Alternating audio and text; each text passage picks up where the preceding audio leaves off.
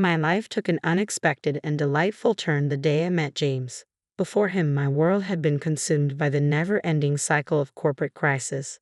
But stepping into James's life was like entering a world of sweetness, quite literally, at his family-owned candy shop, Sweet Sanctuary. Here, love and confections blended effortlessly, and I soon found myself managing the finances of this charming little store.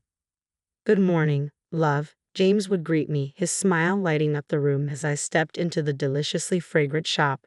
Even on days when tension lingered in the air, his warmth was a constant reminder of the new joy in my life. "Morning," I'd reply, sorting through the usual stack of bills, a task I had become quite adept at handling. "Sales are up this month. That new chocolate line is really taking off." James would give a nonchalant shrug, though I could sense the subtle pressure behind his casual demeanor. "Yeah, well, that's all you," he'd joke. "Mom still sees me as the candy guy."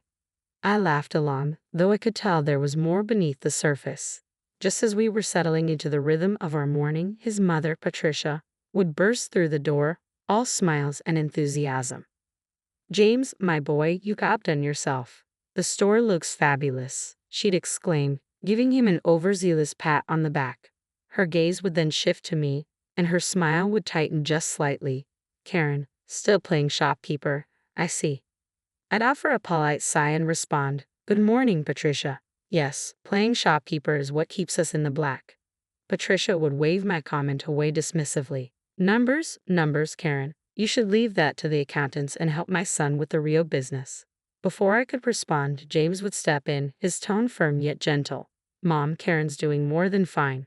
We're doing great because she's got a business head," he'd say, wrapping an arm around me in a silent but supportive gesture. Patricia, however, wasn't easily deterred. "Well, as long as my boy is happy, I suppose that's what matters," she'd muttered before flouncing off, her presence lingering long after she'd gone. James would squeeze my side apologetically. "Don't let her get to you," he'd murmur. I'd smile weakly, doing my best to push aside the unease. "I'm not. Let's just focus on the shop." And so we did, pouring our hearts into making Sweet Sanctuary not just a candy store, but a slice of paradise.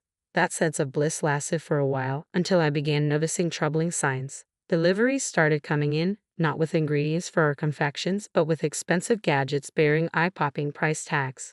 One evening, as I locked at the register and eyed a sleek new phone still in its packaging, I couldn't help but ask, "Another package, James?" "That's the new phone I ordered," he replied, his excitement palpable as he ripped open the box. "Top of the line." I raised an eyebrow, concerned. "Don't we have other priorities?" The mixer in the back's been making a strange noise. James brushed off my worries, his attention fixed on the phone. "It's fine, Karen. We got to treat ourselves, too, you know." Part of me wanted to protest, to remind him of our precarious financial situation, but I held back, hoping we could find a balance between indulgence and keeping our dream alive. Still, it wasn't just the phone that bothered me. Patricia, ever the showwoman, regularly flaunted her extravagant purchases, turning Sweet Sanctuary into her personal runway. "Karen, look at this dress," she'd exclaim, twirling in an expensive floral number that was easily worth more than a day's earnings. "Isn't it just darling?" "It's nice," I'd reply, keeping my tone even. "But shouldn't we be saving for that sign outside?" Patricia would dismiss me with a wave, her tone dripping with indifference. "Nonsense. The store is doing wonderfully. James, tell her." James, distracted, would nod absently. "Yeah, we're doing great, Karen. Don't worry so much." But that was exactly my issue. I worried. Every time I checked the financials, the numbers told a different story, one of dwindling profits being eaten up by unnecessary expenses. "We need to be careful," I suggested again that week after reviewing the books.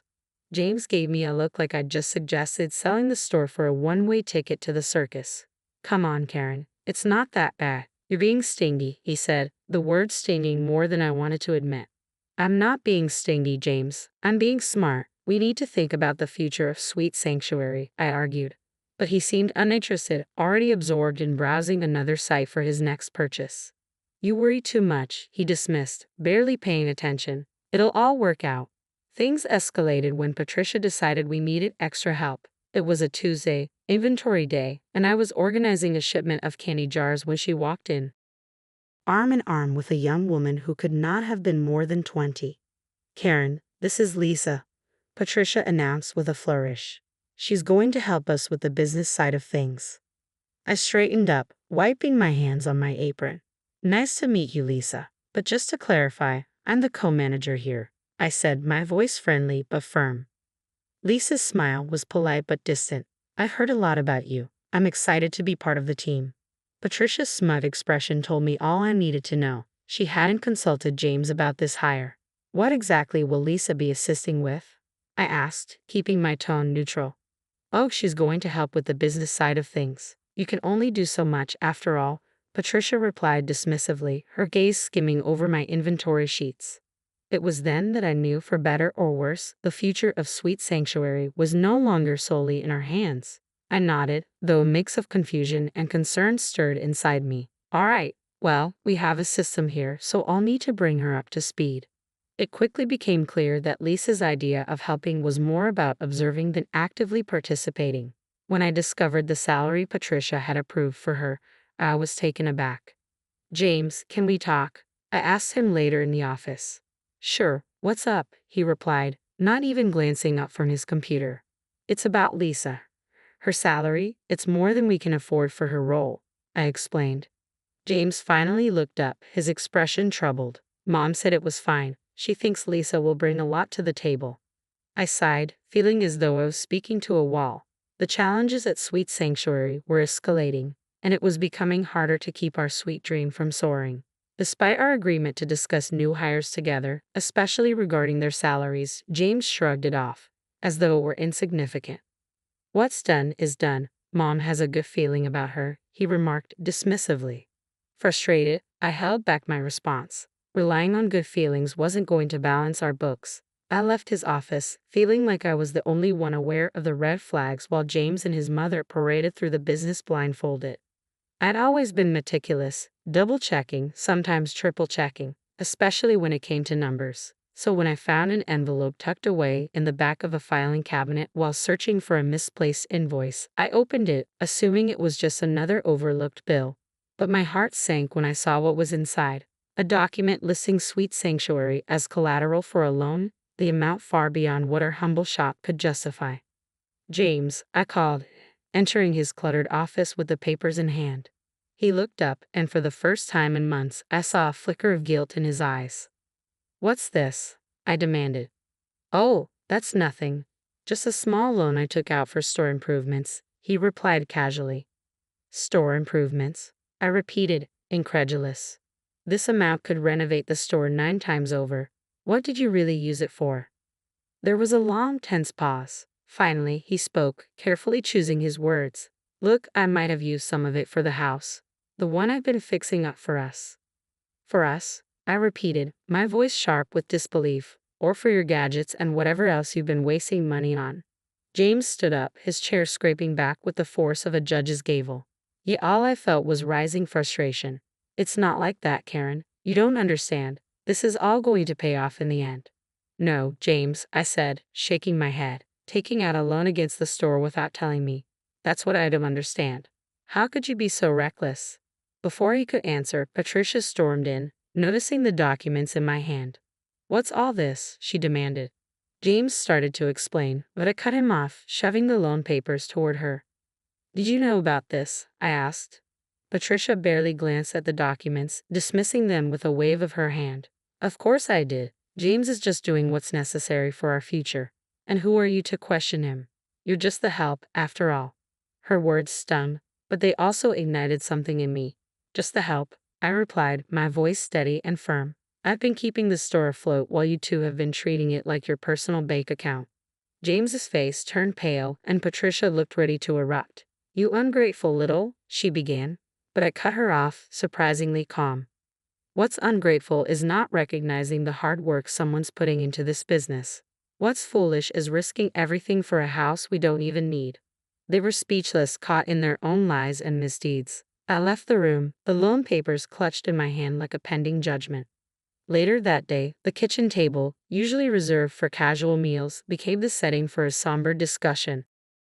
A council of war rather than a chat about a candy shop. James cleared his throat, avoiding my gaze. We need to talk about the store's future, he said. I sat down, folding my hands on the table, ready to confront the issues we had long ignored. As I sat there, facing the harsh reality of our situation, Patricia's demeanor grew stern. We need to be realistic, Karen. The store isn't making enough to cover the debts. We have to find money somewhere. The way she said "we" made my alarm bells ring. It sounded like she was implying the responsibility fell on me. What do you suggest? I asked, keeping my composure. Her eyes flickered with a calculating coldness. You have that inheritance from your parents. It could clear the debts and stabilize the store. I was taken aback, feeling like I was talking to a stranger, not the mother of the man I married. You want me to use my parents' money, the money meant for my personal security? I asked, my voice incredulous. James quickly jumped in. It's not like you're doing anything else with it, he said.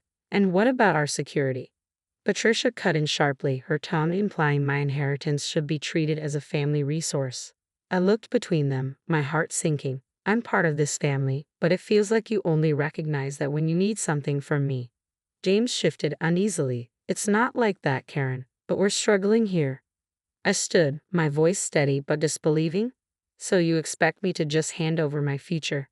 Patricia leaned in, pressing her point. If you care about this family, yes? I thought about the long hours and sleepless nights I'd spent trying to keep the shop afloat. If I do this.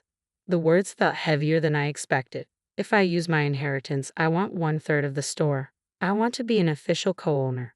The room went silent, then Patricia's laugh rang out, dismissive and cruel. You? A co-owner? Don't be ridiculous. You're not business material. I stood up, the sound of my chair scraping loudly against the floor. Then find another way to cover your debts because my inheritance is not your emergency fund. James' face was unreadable, but Patricia's flushed with anger. You let this family business fail. I've tried to save it, I said quietly but resolutely, but I won't set myself on fire to keep you warm. That night, an unsettling feeling drew me back to Sweet Sanctuary. The shop was dark, as expected, but a faint light from the back office suggested otherwise. I pushed the door open, the usual comforting chime of the bell now feeling almost ominous. The sweet scent of candy, once soothing, now felt thick with deceit. As I neared the back, I heard murmurs from the office. I pushed the door fully open and saw James with his arms around Lisa, the new hire. She giggled at something he whispered. I stood frozen for a moment, then pushed the door open further. Their faces morphed from shock to guilt as they quickly sprang apart.